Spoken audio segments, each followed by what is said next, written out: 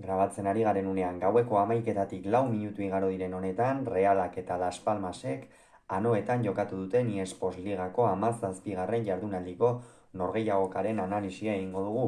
Usna amaitu da norgehiagoka eta honen bestez puntu banaketa izan da. Gogoratuko dugu Realak Dinamo Kievi irabazi ziola Europa Ligeko norgehiagokan ostegunean, Las Palmasek berriz joan den astean Valladolid garaitu zuen ligan 2-1 emaitzarekin. Honen bestez, bi taldeak euren dinamika positiboekin iritsi dira eta bi entrenatzaileek honako 11 hauen alde egin dute. Etxeko taldeak Realak Imanolek 4-3-3ko sistemaren alde egin du. Alex Remiro izan da atepean lauko lerroan atzealdean, Jon Mikel Aramuru eskuine galetik, Javi López ezkerre galetik eta Igor Zubeldia eta Naye Fager atzealdearen erdialdean. Itzuli da Martin Zubimendi euskarri postura eta zelai erdian lagundu diote apur bat aurreratuago Brais Mendezek eta Lukas Susicek.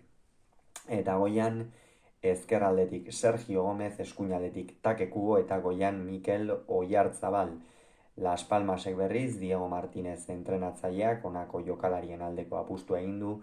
Silesen izan da atepean, lauko lerroan Javi Muñoz eskuine galetik, Mika Marmol ezkerre galetik, Makena eta Herzog atzealdearen erdialdean.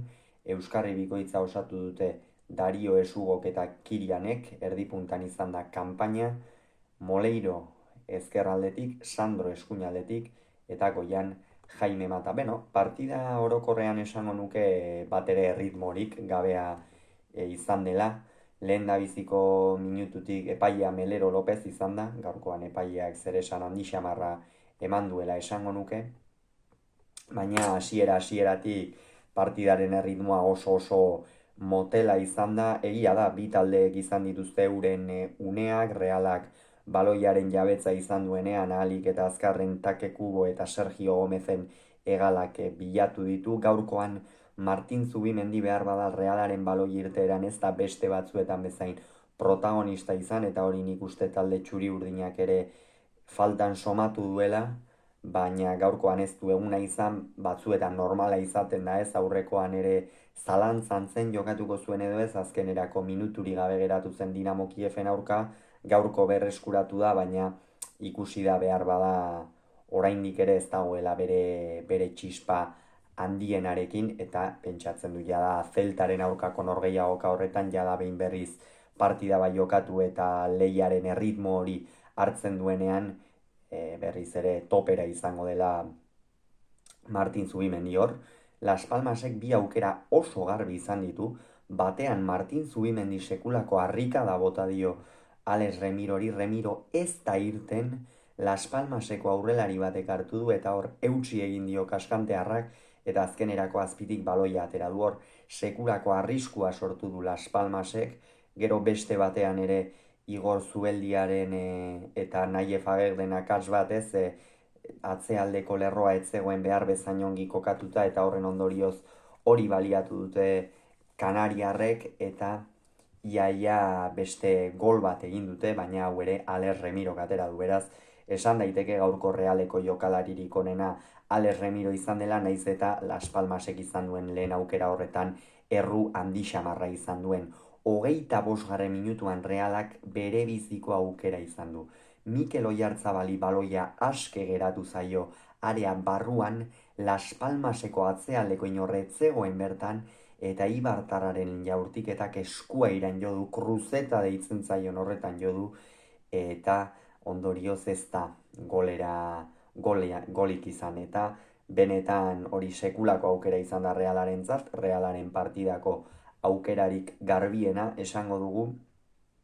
Eta Las Palmasen aldetik berriz lehen zatian ikusi dugu atzealdean utzune handi xamarrak izan dituztela, eta hori nik uste bigarren zatian apur bat Diego Martínez zuzentzen saiatu dela. Azken finean, Martin Zubimendik pare bat jaurtik eta izan ditu ezkerrez, egia da biak gora joan zaizkiola, eta horregatik apur bat salbatu dela edo Las Palmas, baina gainontzean atzealdearen erdialde horretan sekulako zuloak zituen talde kanariarrak, Makena eta Herzogekin. Gero egia da esan dugun bezala bigarren zatian hobetu dutela, baina Realak ez dio etekinik atera horri, eta horren ondorioz horixe. Eta arriskua zegoen, epaileari norgehiagoka eskuetatik joateko, lehen zatian egondako hainbat jokaldiren ondorioz eta gertakariren ondorioz, eta bigarren zatian alaxe izan da. Epaileari erabat partida eskutatik joan zaio, lehen zatian hor Jaime Mata eta Jon Mikel Aramuru ari deman hasi dira, eta hor Melero Lopezek biei bai arreta deitu die, baina nik uste hor biei txartela atera beharko ziekela, baina ez du hori erabaki. Normalean epaileek halakoetan pazientzia gutxi izan ohi dute, gaurkoan Melero Lopezek nonbait listoia ez zuen hain baxu jarri nahi txartelei dagokienez, eta altu xamar jarri duela esan daiteke hori bai. Bigarren zatian ez du protesta bakar bat ere pasa. Bigarren zatia berdin hasi da, 22 jokalariek hasi dute, hasierako 22 jokalariek, eta bigarren zatia oso bestelakoa izan da. Las Palmas ikusi dugu hasieran ekimena hartzen, baina Reala batez ere presioan intentsitate handiarekin, eta nik uste Imanolek hori nahi duela, ez gaur egia da Las Palmasek lortu duela apur bat bere joko zuzen horrekin eta askotan aurrelariak bilatu eta Realeko lehen lerro hori gainditu eta apur bat baloiaren jabetza gehiago izatea, beraien helburua ere hori zenez, erritmo alik eta geldoenean jokatu, baloia atzetik atera behartzutenean edo atezainaren ingurutik atera behartzutenean alik eta azkarren goiko jokalariak bilatu, Moleiro, Kanpaina, Jaime Mata eta hauek esan baloia jaisten eta jokalari oso trebeak dira, eta gaurkoan hori erakutsi dute. Eta 56. minutuan kasu honetan Sandro Ramirez izan da zutoinera bota duena. Haze aukera izan duen horrere Las Palmasek, lehen zatian esan dugu, Oiartzabal sekulako aukera izan duela, baina bigarren zatian Sandrok eduki duena bere bizikoa izan da, eta hor zutoinera joan zaio jokalari kanariarrari, eta ondorioz Las Palmas saririk gabe geratu da. 59. minutuan Moleirok min hartu du, bere ordez Marvin atera da, Moleiro asko bilatzen zuten, Las Palmaseko atzelariek, baloi asko bere gana edo Jaime Mataren gana joaten ziren. Moleirok hor izan ditu, sarrera batzuk eta saiatu dena alboko marra bilatzen eta apur bat arriskua sortzen, baina orokorrean Las Palmasen jokoa eta normalean dominatu ez duela ikusita beretzat ere ez da testu ingururik errazena izan, gainera min hartu du, eta beraz ez da Moleiroren arratsa izan gaurkoa. Eta bere ordez Marvin atera da. Marvin apur bat esango dugu atzeraxeago kokatu dela lateral moduan edo hegaleko jokalari moduan, eta honek ere ez du eragin handi egirik izan Las Palmasen jokoan, baina gerora emaitza mantentzeko eta jokalari oso ezinbestekoa izan da Las Palmasentzat, eta horrekin geratu beharko da. Normalean eskuinetik jokatzen duen jokalaria da Marvin, abiadura handikoa, baina gaurkoan Diego Martinezek beste zerbait ikusi du, eta Moleiroren ordez jokalari erasokorrago bat atera baino, behar bada Marvin atera du non karrilero esaten zaion postu horretan askoz ere hobeto errenditzen duen.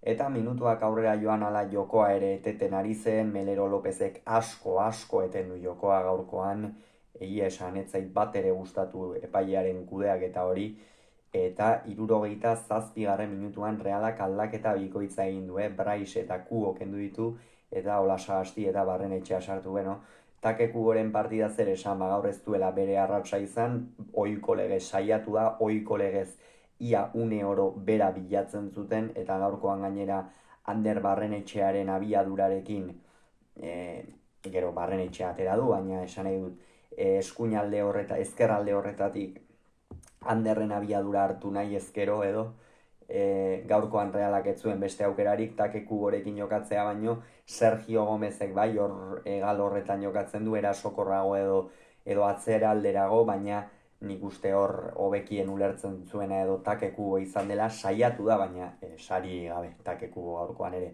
Eta Braisek, ez du partida txarra egin, hor Realaren jokaldi batzuetan nabarmendu da, esango nuke Luka Susicek behar bada partida hobea egin duela edo xehetasun politagoak utzi dituela gaurkoan, nahiz eta futbola golak sartzean oinarritzen den eta ez zenek jokaldi politagoa egin, baina horixe, Barrenetxea eta Olasagasti irten dira.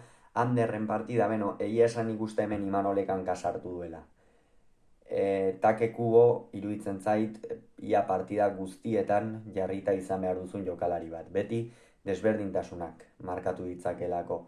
Baina Ander ateratzekotan behar badanik Sergio Gomezen ordez aterako nukeen, gainera nik ulertzen dut behar bada Imanolek atzealdean ere, atzealdean eta aurrealdean apur bat oreka bat bilatu nahi zuela, eta Sergio Gomezek Javi Lopezi estaldurak egitea eta bar, baina nik Sergio Gomez azken minutuetan oso nekatuta ikusi dut, gogoan dut nola Las Palmaseko jokalari bat presioa egitera, Las Palmaseko jokalari bati presioa egitera joan denean 75. minutuan edo, hor oso nekatuta nabaritu dut eta iruditzen zait aldaketa berak izan beharko zukeela, baina ez, azkenerako Take izan da, Barrenetxea hor Takeren postu horretan sartu da, deseroso aritu da nahi eta ezin batean, baina da tokatu zaio, eta Braisen ordez Olasagasti atera da, hemen ez da aldaketarik izan, zelai erdian mantendu da Donostiarrak, gaurkoan gainera esango nuke bere xehetasunak berriz ere utzi dituela, partida ona jokatu du, parte hartzaile aritu da,